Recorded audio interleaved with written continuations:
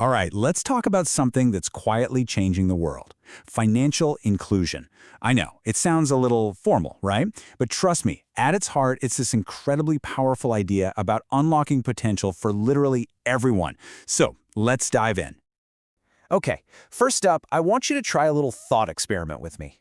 Just imagine your life without a bank account. Seriously, no debit card, no way to bank online, no mobile wallet on your phone. How would you get paid? How would you pay your bills? Kind of tough to picture, right? Well, for billions of people around the world, this isn't just a thought experiment. It's their day-to-day reality. So, what's the answer to a challenge that big? Well, it all starts with this core idea: financial inclusion. When you get right down to it, financial inclusion is really about opening doors. It's making sure that every single person, every business can get their hands on useful and affordable financial tools. And we're talking about the basics here. Things like a safe place to save your money, a simple way to send and receive payments, maybe getting a loan to start a business, or even just having insurance for when things go wrong. It's basically the key that lets you into the formal economy. Okay, but why is this such a big deal? I mean, beyond just the individual person, why is this so essential for all of us, for society as a whole? For one thing, it's like a turbo boost for the economy. Think about it. When people can save their money safely, it doesn't just get stuffed under a mattress, right? It can be put to work, channeled into loans for new businesses. And when people can pay for things easily, well, everything just moves faster. The whole economy gets a jolt of energy. And it's also just a direct path to empowerment. This is huge, especially for groups that have, for a long time, been kind of left on the sidelines of the formal economy. We're talking about women, young entrepreneurs, and all those small business owners that are really the heart and soul of their communities. And at the end of the day, this is a full-on fight against poverty. It gives people the tools they need to build a stable life, to create a cushion for when things get tough. And this is so important. It gives them an alternative to those super risky, high-interest informal lenders, helping to break a cycle of debt that can trap families for generations.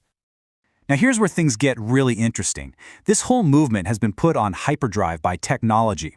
We're talking about a full-blown digital revolution in finance.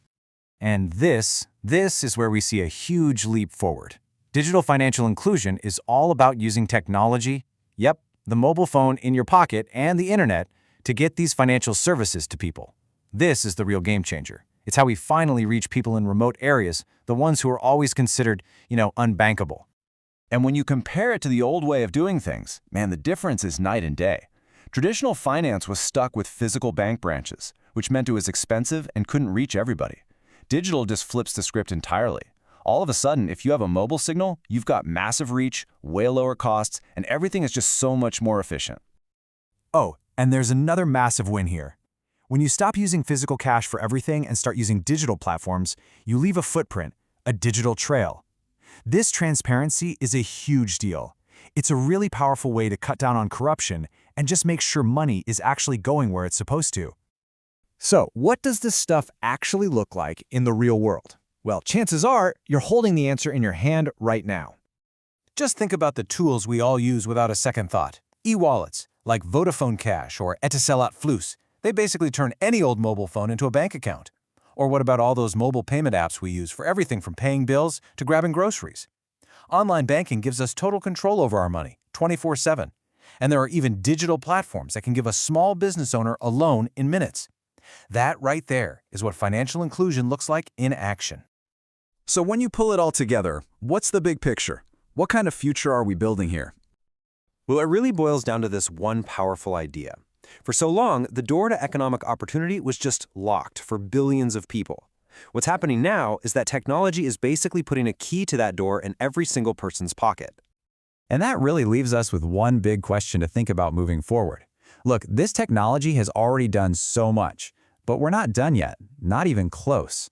So the real question is, how do we keep pushing, keep innovating, and evolving these tools to make absolutely sure that everyone, no matter where they are, has access to the opportunities they deserve?